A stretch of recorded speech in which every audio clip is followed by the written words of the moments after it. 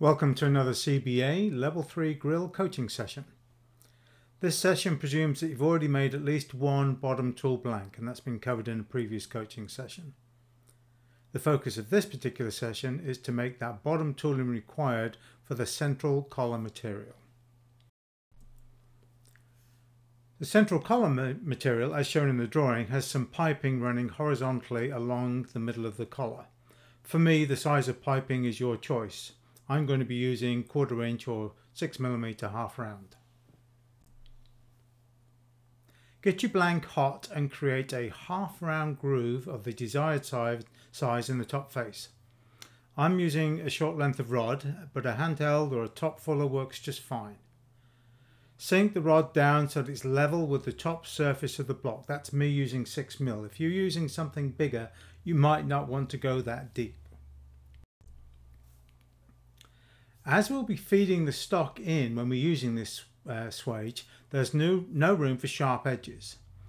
I'm using the rod here to clean up the chamfer and the ends of the depression, and then the sides I'm going to clean up with a hot rasp or file it when it's cold. If you've got a round file, I'm going to encourage you to clean up the bottom of the depression as well while you're there. Get rid of any scale marks. For a basic collar, I use a length of 5/8 of an inch or 18mm square. Get the square bar hot and place one corner into the depression. Make sure you're holding it corner above a corner. Drive the bar into the bottom swage. Don't go all the way, just drive it in and then start to feed it through. I'm aiming for a 5 or 6 inch long length of partially forged collar material. And then I'm going to ask you to dress the edges to square. Repeat the process. Drive the material into the swage, allowing it to spread at the top surface, and then dress the edges, and then repeat, of course. Stop when the top strap measures about 1/4 inch or 6mm thick.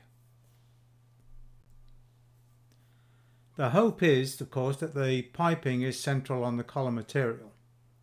If you're just making one collar, then you've almost finished, unless you've got to clean up the collar to reposition the piping material. I use this particular collar material often enough that I want a more purpose-built bottom swage, and so I'm carrying on a step further with my tooling.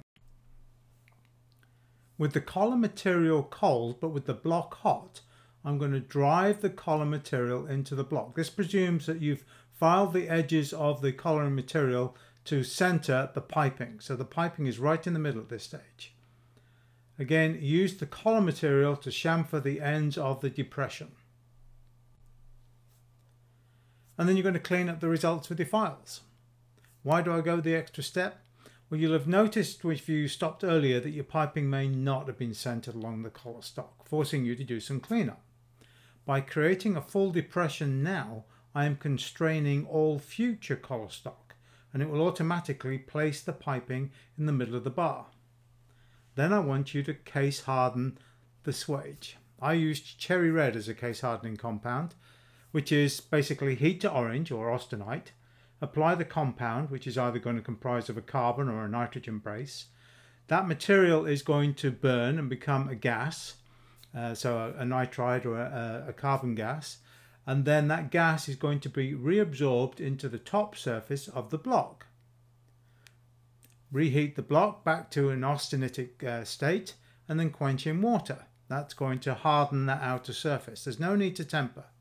Case hardening is like a plain M&M hard candy. It's coated on the outside with a much softer inner. That marks the end of this particular coaching session. I'll see you in the next one.